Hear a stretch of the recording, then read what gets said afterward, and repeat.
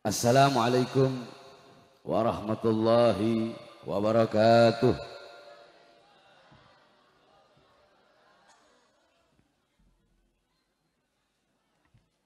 Alhamdulillahil qawiyyi sultanuh, al-wadihil burhanuh, al-mabsut fil wujud karamuhu wa ihsanuh. Allahumma salli wa sallim wa barik wa karrim wa azzim ala nuril anwar wa sirril asrar wa tiryakil aghyar wa miftahi babil yasar sayyidina wa maulana Muhammadinil Mukhtar wa alihil athhar wa ashabihil akhyar adada ni'amillahi wa ifdalih, amma ba'd.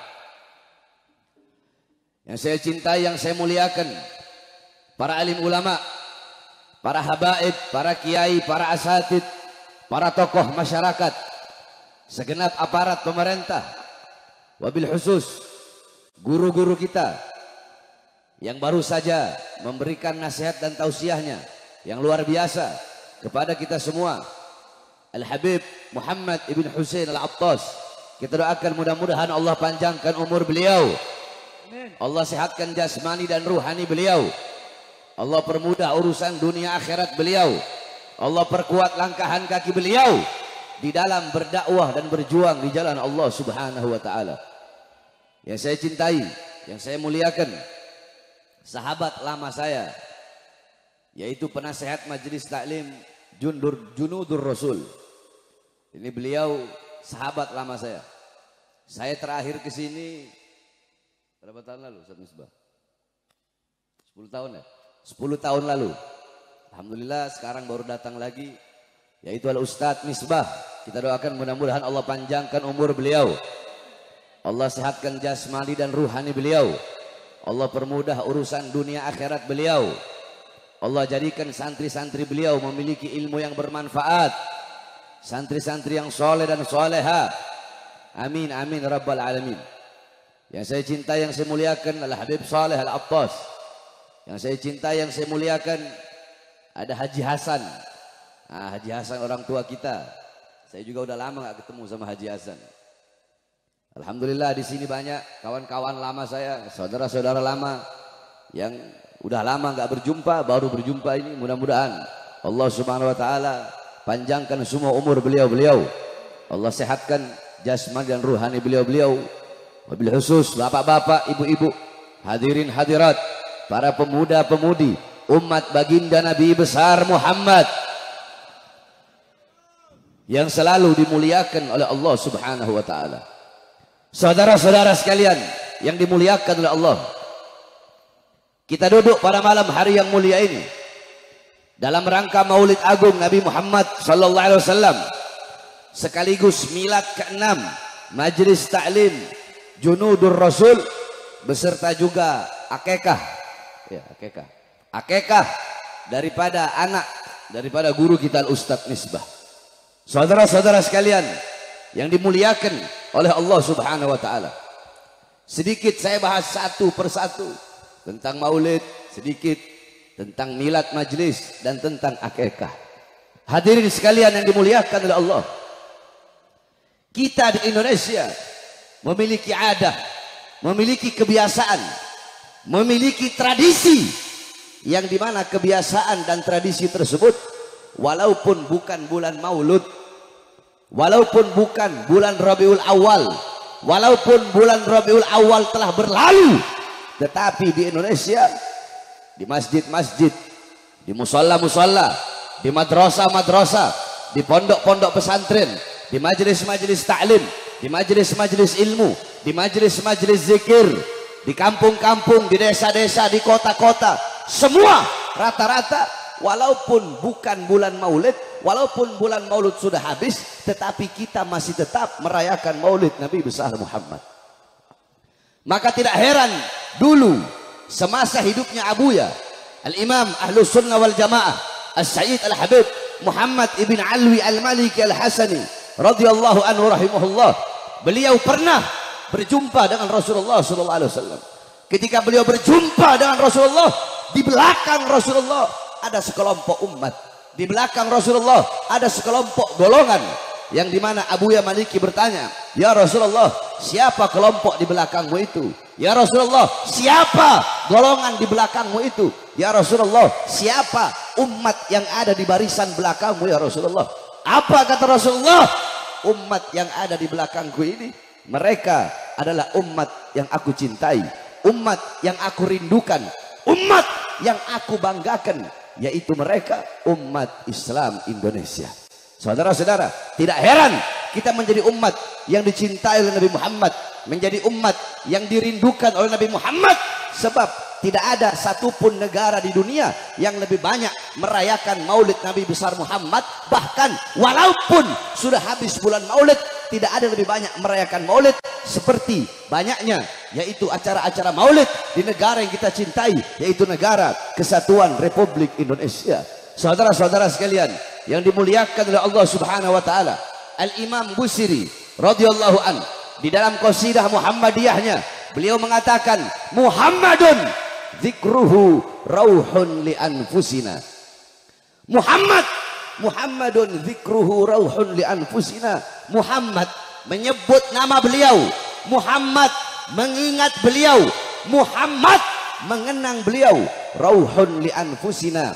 Itu adalah ketenangan, itu adalah kedamaian, itu adalah ketentraman bagi hati-hati kita. Saudara-saudara, ketika disebut nama Nabi Muhammad, bahkan Telaga Al-Kausar yang sedang mengalir, Telaga Al-Kausar berhenti mengalir hanya untuk mendengarkan lidah-lidah yang basah dengan menyebut nama baginda Nabi besar Muhammad.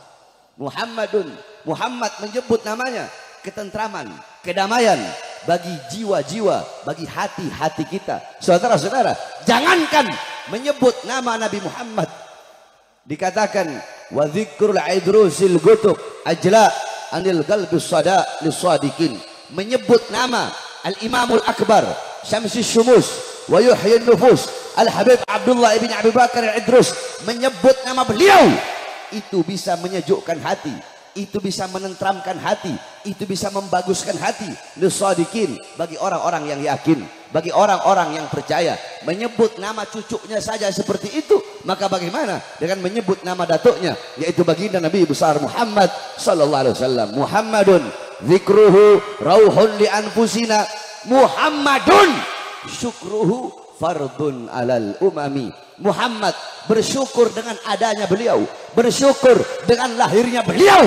Wajib bagi setiap umat untuk bersyukur dengan adanya baginda Nabi besar Muhammad sallallahu alaihi wasallam. Saudara-saudara, jangankan bersyukur dengan adanya Nabi Muhammad, kita umat Islam, kita disunnahkan berpuasa pada hari Asyura, yaitu tanggal 10 Muharram. Kenapa kita disunnahkan berpuasa pada tanggal 10 Muharram?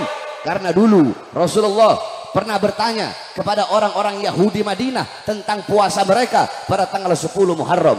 Orang-orang Yahudi Madinah menjawab, ya Rasulullah, kami berpuasa pada tanggal 10 Muharram karena kami bersyukur kepada Allah atas selamatnya Musa dari kejaran Fir'aun.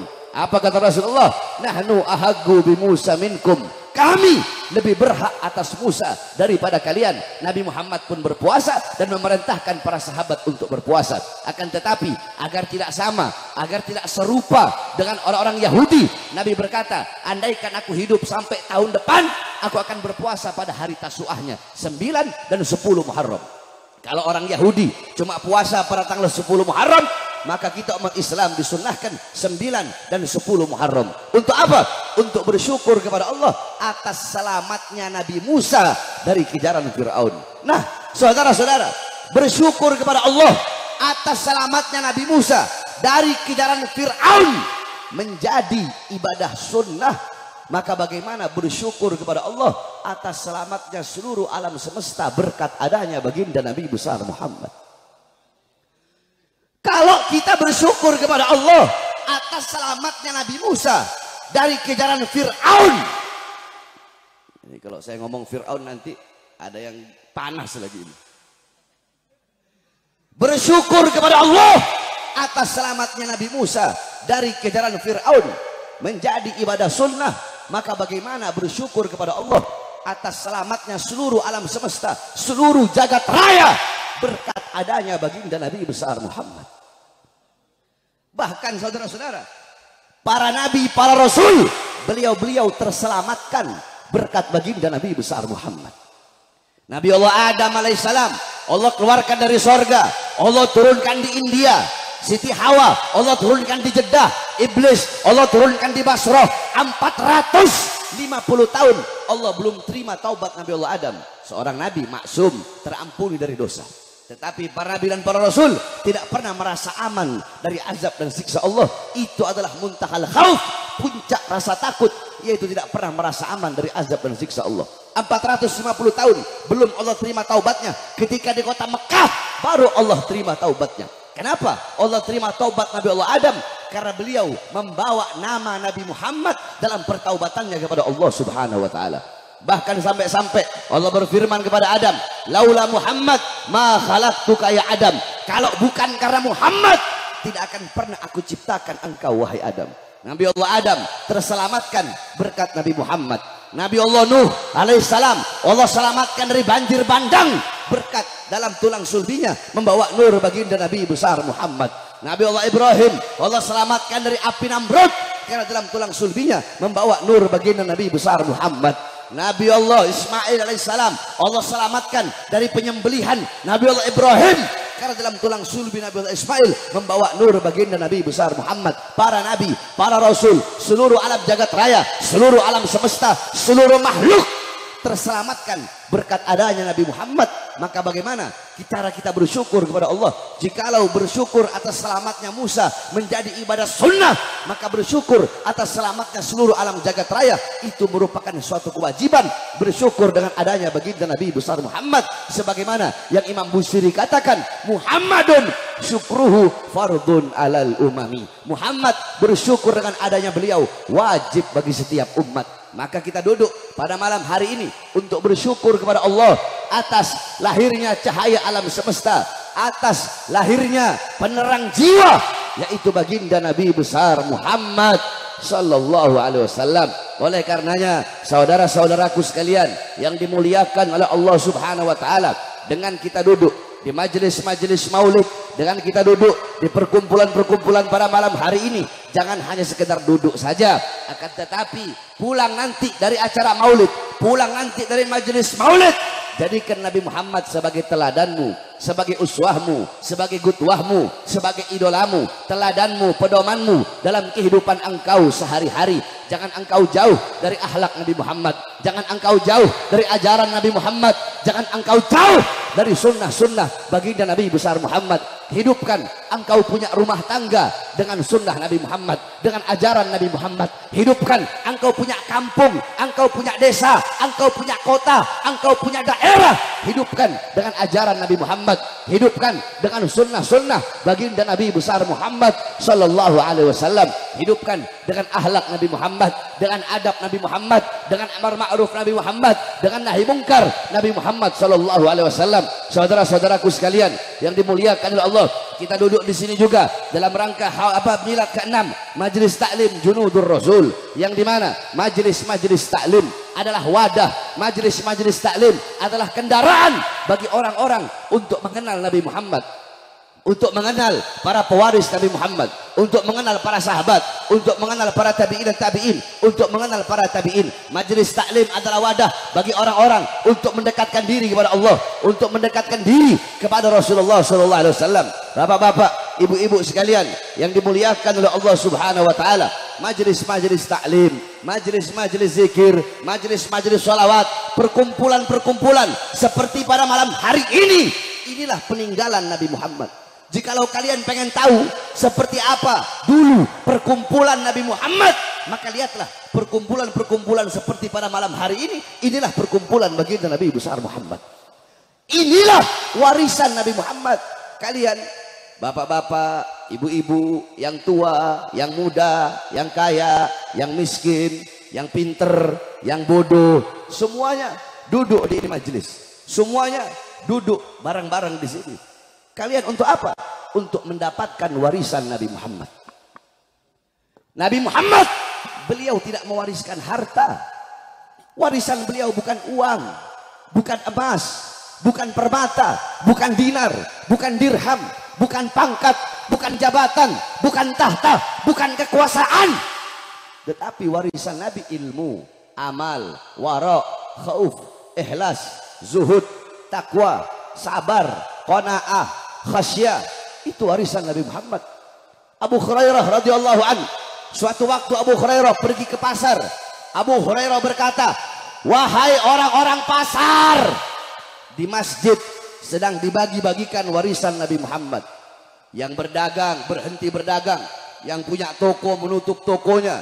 Mereka pergi sama-sama ke masjid untuk mendapatkan bagian daripada warisan Nabi Muhammad. Mereka sampai di masjid, mereka berkata, wahai Abu Hurairah, mana katamu sedang dibagi-bagikan warisan Nabi? Tetapi kami tidak melihat dibagikan pakaian Nabi, atau dibagikan tongkat Nabi, atau dibagikan selimut Nabi, atau dibagikan kasur Nabi dari pelepah. Tidak ada. Yang ada hanyalah halakoh-halakoh, lingkaran-lingkaran. Yang ada hanyalah perkumpulan-perkumpulan orang-orang yang sedang menuntut ilmu, yang sedang mencari ilmu, yang sedang berzikir. Apa kata Abu Hurairah? Majlis-majlis ilmu, majlis-majlis zikir. Itulah warisan daripada baginda Nabi besar Muhammad sallallahu alaihi wasallam. Kita duduk di sini untuk mendapatkan warisannya Nabi. Nah, saudara-saudara, ketika engkau telah mendapatkan warisan Nabi, apakah ada warisan yang lebih mahal, warisan yang lebih berharga, warisan yang lebih bernilai daripada warisan Nabi Muhammad? Tidak ada warisan yang lebih bermanfaat bagimu, yang lebih menyelamatkanmu dunia akhirat. Kalau warisan uang dari bapakmu, dari ibumu, dari kakekmu, dari nenekmu, warisan-warisan uang, warisan-warisan harta, itu bisa menyusahkan kehidupan dunia dan akhiratmu. Tetapi warisan Nabi Muhammad yang merupakan ilmu, itu adalah cahaya dalam kegelapanmu. Itu adalah ibarat mata. Jikalau engkau orang-orang yang buta, maka warisan Nabi adalah mata bagimu. Jikalau engkau ibarat orang-orang yang tuli, maka warisan Nabi itu adalah telinga bagimu. Jikalau engkau ibarat orang-orang yang bisu, maka warisan Nabi Muhammad itu adalah lidah bagimu. Tidak ada warisan, tidak ada peninggalan yang lebih barokah, yang lebih bermanfaat, yang lebih menyelamatkan engkau dunia dan akhirat, yang mensejahterakan engkau dunia akhirat, yang membuat engkau bahagia, senang dunia akhirat, selain daripada warisan baginda Nabi besar Muhammad. Saudara-saudara, jangan pernah siapapun meremehkan majelis-majelis ilmu seperti ini. Karpet yang kalian duduki, itu karpet tuh, warna apa itu? Warna apa? Warna hijau, warna merah. Itu karpet paling harganya satu roll itu paling 700.000. Mana ada Anwar Alatos tukang karpet tuh, Anwar. Paling 1 juta. Karpet yang kalian duduki di sisi Allah, di sisi Rasulullah, di sisi para as-salafun saleh. Karpet yang kalian duduki demi Allah, karpet yang kalian duduki lebih mulia, lebih agung dan lebih utama daripada kursi yang diduduki oleh seorang presiden, saudara-saudara. Jangan pernah menganggap remeh majelis-majelis seperti ini. Bukankah Sayyidina Umar bin Khattab radhiyallahu anhu, apa kata beliau? Innallaha lam yahluk fi wajhil ardi turaban afdal min majlisil ilm. Sesungguhnya Allah tidak pernah menciptakan di muka bumi sejengkal tanah pun yang lebih mulia selain daripada tanah yang digunakan untuk mencari dan menuntut ilmunya Allah Subhanahu wa taala. Saudara-saudara, Rasulullah sallallahu alaihi wasallam beliau sudah berwasiat kepada Abdullah bin Mas'ud. Apa wasiatnya Rasulullah? Ya Ibn Mas'ud, julusuka sa'atan fi majlisil ilm la tamassu qalaman wa la taktubu harfan khairul laka min idki alfi raqabah. Wahai Ibn Mas'ud, engkau duduk di majelis ilmu, engkau duduk di majelis taklim sesaat, engkau duduk sebentar di majelis ilmu, la tamassu qalaman, engkau tidak memegang pena, engkau tidak memegang pulpen, engkau tidak memegang pensil, engkau tidak memegang alat tulis, wala taktubu harfan, engkau tidak menulis walaupun 1 huruf, cuma duduk saja di majelis ilmu. Itu lebih baik bagimu, itu lebih utama bagimu, itu lebih bagus bagimu daripada engkau memerdekakan 1000 orang budak. Saudara-saudara, jangankan memerdekakan 1000 orang budak, memerdekakan 1 orang budak saja pahalanya di sisi Allah. Siapa orang yang memerdekakan satu orang budak, maka seluruh jawarihnya, seluruh anggota tubuhnya akan merdeka dari nerakanya Allah. Maka bagaimana kalau memerdekakan 1000 orang budak, sedangkan duduk di majelis ilmu, duduk di majelis taklim, itu lebih utama, itu lebih mulia daripada memerdekakan 1000 orang budak. Nah, saudara-saudara, majelis-majelis taklim seperti ini, di majelis-majelis ilmu, kita bisa mengenal Allah, mengenal Rasulullah, mengenal mana baik, mengenal mana buruk, bisa mendekatkan kita kepada Allah, bisa mempererat hubungan kita dengan Allah, mempererat hubungan kita dengan Rasulullah Sallallahu Alaihi Wasallam. Maka selalulah kalian melangkah ke majelis-majelis taklim, ke majelis-majelis ilmu, ke majelis-majelis zikir. Jangan sampai engkau punya kaki enggan untuk melangkah ke majelis-majelis seperti ini. Saudara-saudaraku sekalian yang dimuliakan oleh Allah Subhanahu Wa Taala, para ulama, para kiai, para ustadz, para habaib, beliau-beliau pewaris Nabi Muhammad, penyambung lidah Nabi Muhammad, beliau-beliau penerus perjuangan Nabi Muhammad. Jangan engkau jauh juga dari para ulama, jangan engkau jauh dari para ustadz, jangan engkau jauh dari para kiai, jangan jauh dari para habaib. Ikuti beliau-beliau, cintai beliau-beliau, jadikan beliau-beliau sebagai teladanmu, uswahmu, gutwahmu. Almar'u ma'aman ahab. Kelak seseorang akan dikumpulkan bersama orang-orang yang ia cintai. Man tashabbaha biqaumin fahuwa minhum. Barang siapa yang menyerupai suatu kaum, mengikuti suatu kaum, maka dia termasuk dengan kaum tersebut. Qala Al-Imam Malik, Al-Imam Malik berkata, muhibbal qaum yalhaq bil jamaah. Pecinta suatu kaum kelak di akhirat akan dikumpulkan bersama dengan kaum yang ia cintai. Al-Imam Ghazali gal, mahbubal mahbub mahbub wa muhibbal mahbub mahbub. Orang-orang yang dicintai oleh orang-orang yang dicintai oleh Allah, orang itu pun akan dicintai oleh Allah. Dan mencintai orang-orang yang dicintai oleh Allah, orang itu pun akan dicintai oleh Allah Subhanahu Wa Taala. Jangan jauh dari para ulama, dari para ustadz, dari para kiai, dari para habaib. Muliakan beliau-beliau, cintai beliau-beliau, muliakan para ulama, muliakan orang-orang saleh. Akrimul ulama fa innahum indallahil kurama. Muliakan para ulama karena beliau-beliau adalah golongan yang mulia, golongan-golongan yang agung di sisi Allah Subhanahu Wa Taala. Man akrama aliman faqad akramani, faman akramani faqad akramallah, faman akramallah fama'wahul jannah. Siapa orang memuliakan ulama, maka seakan-akan, maka sungguh dia telah memuliakanku. Barang siapa memuliakan orang alim, memuliakan para ustadz, memuliakan para kiai, seakan apa, maka sungguh dia telah memuliakan aku, kata Rasulullah. Barang siapa yang memuliakan aku, maka sungguh dia telah memuliakan Allah. Barang siapa yang memuliakan Allah, maka tempatnya adalah surganya Allah Subhanahu Wa Taala. Jangan sampai putus hubungan kita dengan para ulama. Rasulullah sudah mengatakan, apa kata Rasulullah? Kun aliman, hei sekalian umatku, jadilah kalian, jadilah engkau ulama, jadilah engkau orang yang berilmu, jadilah engkau orang yang faham agama. Habib, saya nggak bisa jadi ulama, nggak bisa jadi ulama. Kun muta'alliman, jadilah pencari ilmu, jadi penuntut ilmu, jadi santri. Kalau nggak bisa jadi ulama, jadi santri. Habib, saya nggak bisa jadi santri, udah tua. Habib, saya nggak bisa jadi santri, otak saya bebel, ilmu nggak masuk. Oh, nggak bisa jadi santri. Kun mustami'an, jadilah pendengar ilmu. Sebagaimana ibu-ibu, bapak-bapak, para pemuda-pemudi duduk pada malam hari ini untuk mendengarkan ilmu dari para ustadz, dari para kiai, dari para habaib. Ini adalah golongan-golongan yang ketiga. Jadi ulama nggak bisa, jadi santri nggak bisa, maka jadilah pendengar ilmu, pendengar nasihat, pendengar hikmah-hikmah para ulama, pendengar nasihat-nasihat para ulama. Pasang kuping baik-baik. Kalau duduk di majelis taklim, kalau duduk di majelis zikir, jaga mulut, jangan banyak ngomong. Kalau duduk di majelis ilmu, jangan ribut. Ini majelis taklim, ini majelis ilmu, bukan dangdut, bukan orkes. Ini majelis yang dimana hamba-hamba yang tampak, hamba-hamba yang terlihat bisa dihitung pakai jari. Paling 1000 orang. Akan tetapi hamba-hamba yang tidak tampak, hamba-hamba yang tidak terlihat, tidak bisa dihitung. Siapa?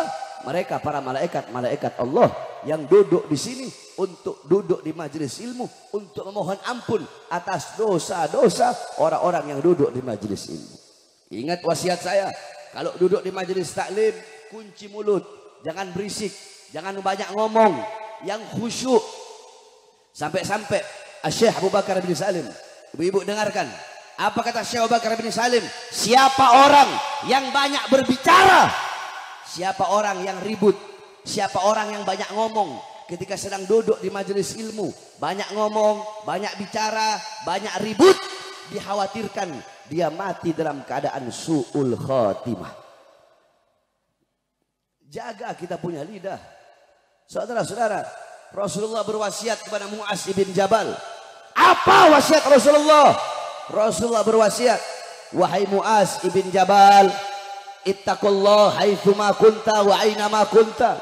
Wahai Mu'az bin Jabal, bertakwalah engkau kepada Allah dimanapun engkau berada, kapanpun, dalam keadaan apapun, bertakwalah kepada Allah. Wahai Mu'az, jaga kau punya salat, karena salat tiang agama. Wahai Mu'az, berpuasalah engkau, karena puasa dapat membuka pintu-pintu kebaikan. Wahai Mu'az, sedekahkan engkau punya harta, karena bersedekah bisa menghapus dosa sebagaimana bara yang sedang menyala kemudian disiram dengan air. Akan tetapi dari semua wasiatku tadi, wahai Mu'az, ada satu yang paling penting, jaga engkau punya lidah wahai Mu'az. Sebab orang masuk ke dalam neraka laisa bi aidihim, orang masuk neraka bukan karena tangannya, orang masuk neraka bukan karena kakinya, orang masuk neraka karena lidahnya. Banyak orang masuk neraka itu karena lidah. Makanya Rasulullah SAW ketika beliau berdiri depan pintu neraka, Rasulullah menceritakan kepada para sahabat, wahai para sahabat, ketika aku berdiri depan pintu neraka, yang paling banyak aku lihat adalah perempuan dan orang-orang kaya. Pertanyaannya, kenapa perempuan yang paling banyak masuk neraka? Al-Imam An-Nawawi radhiyallahu an, beliau menjawab, jawabannya dua. Jawaban yang pertama, karena syariatnya perempuan jumlahnya lebih banyak daripada jumlah laki-laki, sehingga yang paling banyak juga masuk ke dalam neraka itu adalah perempuan. Perempuan sedikit masuk surga. Kenapa? Karena di surga, kata Imam Nawawi, Allah telah menyiapkan banyak para bidadari-bidadari. Bukan berarti sedikit juga, sedikit waktu di akhirat itu, sedikit di akhirat itu sangat banyak, saudara-saudara. Satu hari waktu di akhirat itu satu hari aja. Waktu di akhirat sama dengan 500 tahun yang ada waktu kita di bumi. Satu hari akhirat. Jadi sedikitnya akhirat itu banyak. Nah, kenapa paling banyak masuk neraka? Itu adalah perempuan. Sengaja saya bahas ini karena di sini banyak para perempuan. Sebab, ayo ibu-ibu jawab ya. Yang suka yang paling banyak ghibah siapa? Perempuan berlaki-laki. Yang paling banyak gosip siapa? Yang suka paling banyak fitnah siapa? Perempuan. Perempuan bangun tidur belum makan udah gibahin tetangganya, udah ngomongin tetangganya, gosipin tetangganya, apa aja digosipin sama perempuan-perempuan zaman sekarang gitu. Ya makanya jaga engkau punya lidah, sebab orang masuk neraka paling banyak dikarenakan lidahnya. Ibu-ibu, pakai cincin di jari kelingking itu hukumnya sunnah, di jari kelingking. Pertanyaannya, kenapa pakai cincin di jari kelingking itu hukumnya sunnah? Rasulullah SAW ketika beliau mau pakai cincin, ibu-ibu, ketika beliau mau meletakkan cincin di tangan suci beliau, si telunjuk berkata, ya Rasulullah, akulah yang paling pantas untuk dikenakan cincinmu, karena aku adalah isyarat tasyahud, aku isyarat la ilaha illallah. Ketika orang mengucapkan tahlil atau mengucapkan syahadat, pasti isyaratnya adalah aku. Jari tengah berkata, ya Rasulullah, aku yang paling panjang, aku yang paling tinggi dari semua jari, aku lebih berhak dan lebih pantas untuk dikenakan cincinmu ya Rasulullah. Jari manis berkata, jempol berkata, ya Rasulullah, aku yang paling besar dari semua, akulah yang paling pantas untuk dikenakan cincinmu ya Rasulullah. Jari manis berkata, ya Rasulullah, aku lebih besar dari kelingking, walaupun aku tidak lebih tinggi dari jari tengah, aku tidak lebih mulia dari jari telunjuk, aku tidak lebih besar dari jempol, tetapi setidaknya aku lebih besar dari jari kelingking. Nah, dari semua 5 jari, jempol ngomong, jari telunjuk ngomong, jari tengah ngomong, jari manis ngomong, kelingking nggak ngomong, kelingking cuma diam. Karena diamnya kelingking. Karena itulah Rasulullah memilih memasukkan cincinnya, khatamnya pada jari kelingking. Karena kelingking diam, enggak banyak ngomong. Saudara-saudara sekalian, maka jaga kita punya lidah ketika duduk di majelis-majelis ilmu dan di majelis-majelis zikir. Karena qulu khairan aw yasmut. Berkatalah sesuatu yang baik atau lebih baik diam. Kalau tidak bisa berkata yang baik, lebih baik kita diam. Nah, saudara-saudara sekalian yang dimuliakan oleh Allah SWT. Terus orang-orang bertanya, Habib memerintahkan bahwasanya qulu khairan aw yasmut. Berkatalah sesuatu yang baik atau lebih baik diam. Tapi kenapa Habib suka suka berkata-kata kasar? Kenapa Habib suka mencaci? Habib suka memaki? Kenapa Habib kalau ceramah keras? Habib kalau ceramah teriak-teriak? Iya, kalian kan cuma lihat kalau saya lagi ceramah. Kalian nggak lihat bagaimana kalau saya lagi ngobrol. Kalian nggak setiap hari sama saya. Kalian nggak 24 jam bersama saya bukan saya. Yang tahu saya orang-orang terdekat saya.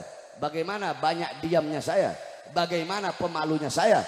Ya betul. Memang Rasulullah berkata, qulu khairan aw yasmut. Berkatalah sesuatu yang baik atau lebih baik diam. Akan tetapi saya Bahar bin Smith tidak akan pernah diam. Saya tidak akan pernah membungkam saya punya mulut ketika saya melihat kemaksiatan, ketika saya melihat kezaliman, ketika saya melihat ketidakadilan, ketika saya melihat berapa banyak rakyat yang susah, rakyat yang kelaparan, rakyat yang menderita, rakyat yang kehausan, rakyat yang ditipu, rakyat yang harta dicolong, rakyat yang harta dicuri. Selama kedua mata saya masih melihat kemungkaran, masih melihat kezaliman, masih terbuka untuk melihat ketidakadilan, maka selama itu mulut saya tidak akan pernah bungkam. Selama itu mulut saya akan menghina, mencaci, memaki siapapun yang menyengsarakan bangsa dan rakyat Indonesia, saudara-saudara. Saya emang lebih banyak diemnya, tapi kalau lagi ceramah nggak ada istilah masa ceramah diem kayak ikan mas koi diem gitu. Oleh karenanya duduk di majelis ilmu jangan banyak bicara, ya. Jaga kita punya akhlak, jaga kita punya adab, jangan hanya modal ilmu saja. Lau kana fil ilm min dunil khuluq syarafun lakana asyrafu khalqillahi iblis. Kalau cuma modal ilmu seseorang bisa jadi mulia. Kalau cuma modal ilmu agama atau ilmu dunia, orang itu bisa jadi mulia. Cuma modal ilmu, nggak ada akhlak, nggak ada adab, nggak ada budi pekerti. Cuma modal ilmu seseorang bisa menjadi mulia. Maka makhluk yang paling mulia adalah iblis.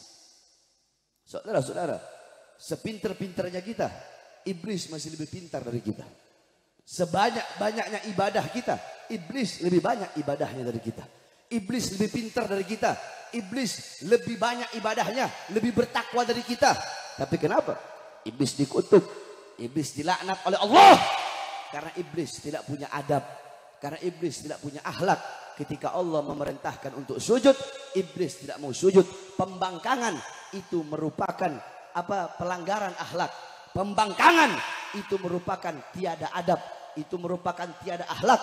Yang paling tinggi, yang paling besar, yakni orang meninggalkan akhlak, orang meninggalkan adab, yang paling besar adalah pembangkangan terhadap Allah dan pembangkangan terhadap Rasulullah SAW. Maka wasiat saya, jangan jauh dari ulama, jangan jauh dari orang-orang soleh. Saudara-saudara, ini zaman sekarang sudah edan, ini zaman udah gila, ini zaman udah rusak, ini zaman sekarang udah nggak benar, saudara-saudara. Fitnah di mana-mana, kerusakan di mana-mana, maksiat di mana-mana, mabuk di mana-mana, melacur di mana-mana. SD zina, SMP zina, SMA, anak-anak SMA melahirkan di dalam sekolahnya. Anak SMA melahirkan di dalam kelasnya. Anak-anak kecil tidak kenal siapa Tuhannya. Anak-anak kecil zaman sekarang, anak-anak muda zaman sekarang buta terhadap Allah. Tanya sifat wajib, mereka nggak kenal. Sifat wajib bagi Allah, sifat mustahil bagi Allah, sifat jaiz bagi Allah. Tanya fikih, bodoh tauhid, buta terhadap tauhid, buta terhadap fikih, buta terhadap hukum-hukum Islam, tidak kenal siapa nabinya, tidak kenal siapa malaikat-malaikat Allah.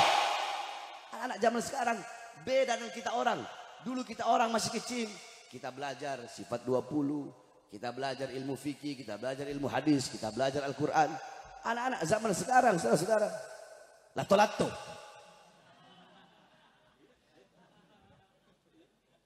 Saya pernah main lato-lato itu. Pagi, siang, sore, malam sibuk dengan handphone. Ayo saya tanya ibu-ibu, jawab yang keras. Anak-anak ibu, putra-putri ibu di rumah lebih banyak pegang handphone apa pegang Quran? Jawab ibu-ibu yang keras. Handphone apa Quran? Suaminya ibu-ibu lebih banyak pegang handphone apa Quran? Handphone apa Quran? Zaman sekarang mereka tidak kenal siapa Allah, siapa Rasulullah, nggak kenal apa itu iman, nggak kenal apa itu Islam. Mereka semakin hari semakin jauh dari baginda Nabi besar Muhammad Sallallahu Alaihi Wasallam. Bapak-bapaknya sibuk cari uang, sibuk cari nafkah, sibuk kerja pagi, siang, sore, malam untuk memberi makan jasad anak-anaknya, memberi makan jasmani anak-anaknya. Tetapi kalian sebagai bapak lupa memberi makan jiwa dan hati anak-anak kalian. Apakah kewajiban kalian sebagai bapak cuma bikin anak lahir, cari uang, kasih makan anak, udah? Kewajiban kalian sebagai bapak cuma ngasih makan anak, cari uang, ngasih makan, cari uang, ngasih makan. Jikalau kewajiban kalian sebagai bapak hanya memberi makan jasmani anak-anak kalian, apa bedanya kalian dengan binatang? Kalian belum bangun, binatang udah bangun lebih dulu mencari makan untuk anak-anaknya.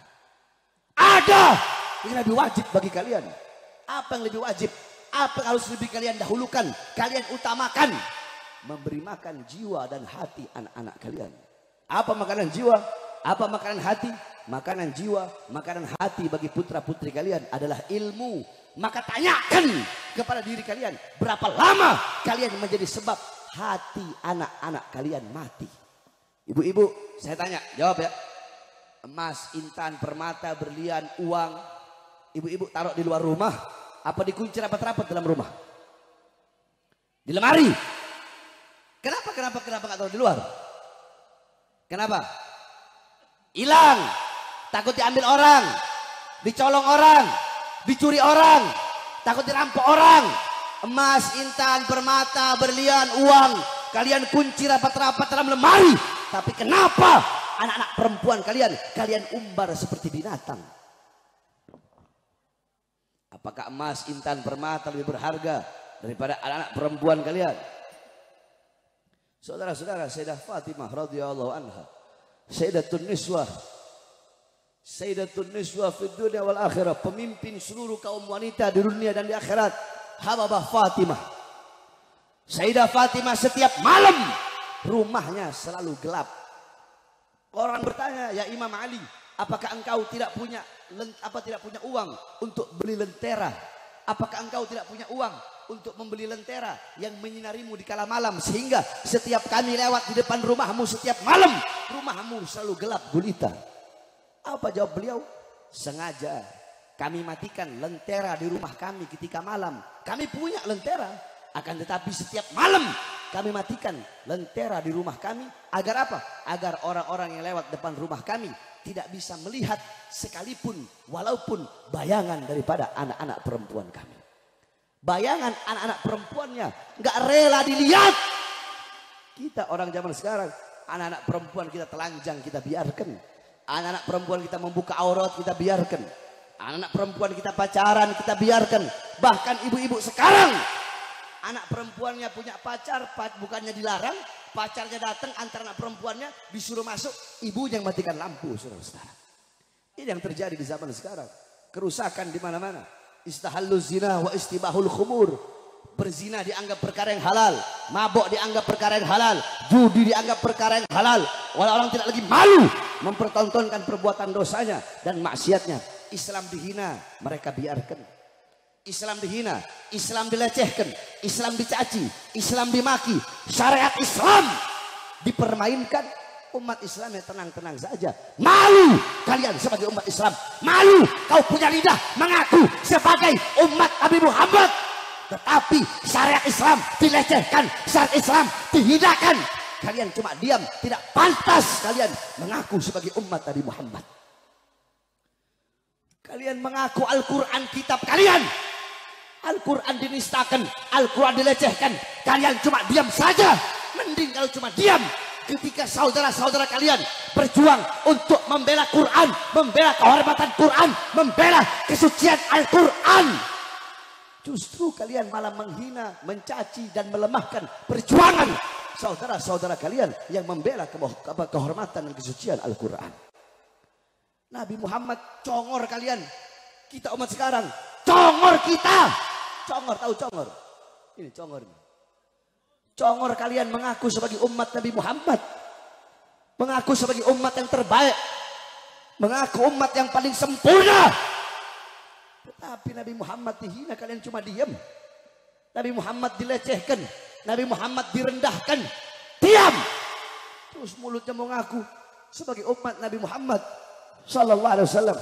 Giliran ada saudara-saudaranya yang berjuang membela kehormatan Nabi, malah dihina, malah dicaci, malah dimaki.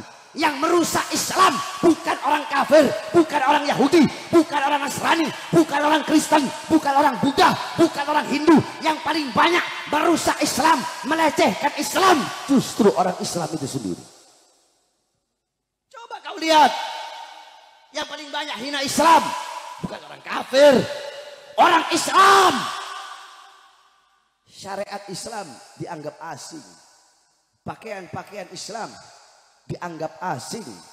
Ini zaman sudah gila, saudara-saudara. Kau pengen selamat dari zaman yang penuh dengan kerusakan, jangan engkau berlepas diri dari para habaib, anak cucu Rasulullah Sallallahu Alaihi Wasallam. Siapa yang mengatakan? Bukan saya yang bilang Rasulullah. Apa kata Rasulullah? Ahli baiti kasafinatin Nuh. Keluargaku, anak cucuku bagaikan perahu Nabi Allah Nuh. Yang naik selamat, yang nggak naik nggak selamat. Di zaman Nabi Nuh ketika ada banjir bandang, semua makhluk, mau binatang, mau manusia, yang naik perahu Nabi Nuh dipastikan selamat. Yang nggak naik, bahkan anaknya sendiri Kan'an tidak selamat karena tidak naik di perahu Nabi Allah Nuh. Nah, banjir bandang, kalau di zaman Nabi Nuh banjir bandang, di zaman sekarang banjir bandangnya fitnah, kerusakan, kemaksiatan, kemungkaran, ketidakadilan merajalela di mana-mana. Engkau pengen selamat, berpegang teguh kepada para habaib, kepada para anak cucu Rasulullah, insya Allah engkau bakal selamat dunia akhirat. An-nujum amanul ahli sama wa ahli baiti amanul ahli al-arad. Bintang-bintang pengaman bagi penduduk langit. Keluargaku, anak cucuku adalah pengaman bagi para penduduk bumi. Engkau pengen aman, engkau pengen selamat, jangan engkau jauh dari anak cucu Rasulullah SAW. Cintai para anak cucu Rasulullah SAW. Hum itrati khuliqu min tinati fawailal lil mukadzibina bifadlihim. Man habbahum ahabbahullah, man abghadahum abghadahullah. Mereka keluargaku, mereka anak cucuku. Maka celakalah orang-orang yang mendustakan keutamaan mereka. Barang siapa yang mencintai mereka, Allah cinta kepadanya. Barang siapa yang membenci mereka, Allah pun akan membencinya. Oleh karenanya, ikuti para habaib, insya Allah engkau, kita semua bakal selamat dunia akhirat. Aman dunia akhirat, damai dunia akhirat, tentram dunia dan akhirat. Cintai habaib, jangan pilih-pilih. Mau habib yang tegas atau habib yang lembut, mau habib yang bodoh atau habib yang pinter, mau habib yang masyhur atau yang khumul atau yang mastur, habib yang terkenal atau yang enggak, habib yang kaya atau yang miskin, cintai. Kalau ada orang, oh saya cuma mau cinta sama habib yang lembut saja, habib yang tegas, yang keras cara dakwahnya, saya nggak mau cinta. Atau sebaliknya, saya cuma mau cinta sama habib yang tegas saja, sama habib yang lembut-lembut, yang lembek-lembek, saya nggak mau cinta.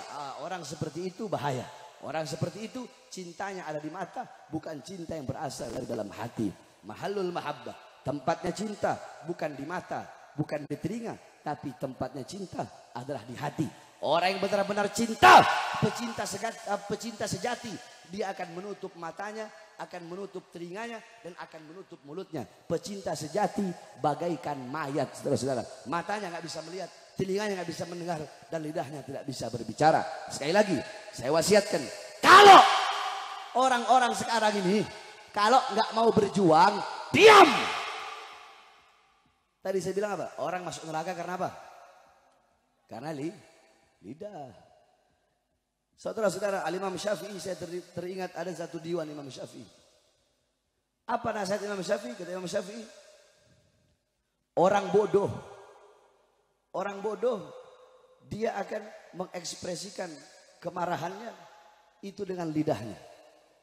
Sedangkan orang yang alim, dia akan mengekspresikan kemarahannya, ketidaksukaannya itu dengan perbuatan. Bukan hanya pandai bicara saja, akan tetapi menutup telinganya, saudara-saudara. Jadi kalau nggak mau berjuang, diam saja. Jangan udah nggak mau berjuang, bangsat iya, biadab iya, bodoh iya. Malah mencemooh, mencaci, memaki, menghina, dan ingin berusaha melemahkan perjuangan daripada orang-orang yang berjuang di jalan Allah Subhanahu wa Ta'ala. Di penjara nggak pernah kalian, di penjara nggak pernah, di borgol nggak pernah. Terus sok-sokan mau menghina Habib Rizik, sok-sokan mau meremehkan Habib Rizik, sok-sokan kalian enak dapat uang dari pejabat, dapat amplop dari pejabat, kiai kontra, ustadz kontra, Habib kontra, dipuji-puji sama pejabat, berdiri depan pintu sudah, berdiri depan pintu penguasa dengan mengharapkan pangkat, jabatan, tahta, kekuasaan. Habib Rizik, organisasi yang dibubarkan, santrinya, muridnya, laskarnya dibunuh, dipenjara beliau. Terus kalian tidak ada tai kuku daripada Habib Rizik. Terus kalian mau coba-coba ingin mencemooh, mencaci dan memaki Al-Habib Rizik bin Husaini Syihab. Kalian nggak ada perjuangan kalian untuk Islam. Jadi kalau kalian nggak mau berjuang, jaga kau punya mulut, diam. Saya kalau ketemu orang yang berani di sosmed begitu, hina, caci pakai FPI, hina, caci pakai Habib Rizik, ketemu sama saya tampar mulutnya. Saya mereka tuh congornya cuma berani di sosial media doang. Ketemu langsung, kalau nggak saya makan, bukan saya Bahar bin Smith, saudara-saudara. Iblis aja saya makan, apalagi orang-orang kayak begitu. Oleh karenanya, kita doakan para habaib-habaib, para guru-guru kita. Semua habaib, semua para guru khususnya. Yang perjuangan luar biasa. Imam besar kita Habib Muhammad Rizik bin Husain bin Syihab. Mudah-mudahan Allah panjangkan umur beliau. Allah sehatkan jasmani dan ruhani beliau. Kemudian seluruh anak-anak beliau, putri-putri beliau, menantu-menantu beliau, Habib Muhammad, Habib Hanif, Habib Irfan, saya punya keponakan Habib Alwi, kemudian menantu-menantu beliau yang lain, seluruh laskar murid-murid beliau di sini nih di Pondok Cabe nih, alhamdulillah laskar-laskar lama semua ini. Mudah-mudahan semua perjuangan kita diridhoi oleh Allah Subhanahu wa Ta'ala. Dan kepada seluruh hadirin, tidak keluar dari ini majelis kecuali Allah penuhi kita dengan rahmat kasih sayangnya, dengan pengampunannya, maghfirat, hidayat, rahmat. Amin amin ya rabbal alamin. Mudah-mudahan madrasah daripada Ustadz Misbah, mudah-mudahan semua santri-santrinya mendapatkan ilmu yang bermanfaat. Amin amin ya rabbal alamin. Terakhir sebelum saya tutup, Al Ustadz Misbah memiliki madrasah. Bapak-bapak, ibu-ibu, banyak orang tua sekarang ini ditanya kenapa anaknya nggak mau masuk pondok pesantren atau nggak mau madrasah, nggak mau masuk madrasah, kenapa kok dimasukkan sekolah-sekolah umum? Apa jawab orang tua sekarang? Kalau anak-anak saya masuk pesantren atau masuk madrasah diniyah, kalau nggak sekolah umum, nanti anak saya miskin, nanti anak saya susah, nanti anak saya kelaparan, nanti anak saya nggak makan. Nanti anak saya nggak dapat kerjaan, nanti anak saya jadi gembel. Jangan pernah membandingkan pondok pesantren atau madrasah Islam dengan sekolah-sekolah umum. Sekarang saya tanya, semua laki-laki perempuan jamaah yang hadir, jawab yang keras. Di luar sana, yang paling banyak mabok-mabokan dulu, mereka mondok atau sekolah? Yang paling banyak jadi koruptor, mereka dulu mondok apa sekolah? Yang paling banyak jadi pelacur, mereka dulu mondok apa sekolah? Mondok apa sekolah? Yang paling banyak di luar sana narkoba, mereka dulu mondok apa sekolah? Mondok apa sekolah? Yang paling banyak enggak perawan, di pondok apa di sekolah?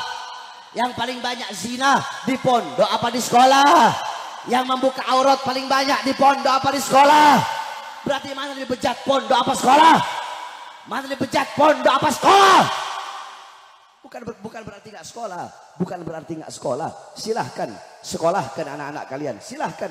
Akan tetapi walaupun sekolah tetap dahulukan pendidikan agama. Mudah-mudahan semua anak-anak kita menjadi anak-anak yang soleh dan soleha, alim dan alimah. Amin amin ya rabbal alamin. Rabbi fanfa'na bi barakatihim wa ahdil husna bi hurmatihim wa amitna fi tariqatihim wa mu'afati minal fitani wa sallallahu alaihi wasallam Muhammadin wa ala alihi washabbihi wa barik wa sallam walhamdulillahi rabbil alamin wal afu minkum wassalamu alaikum warahmatullahi wabarakatuh.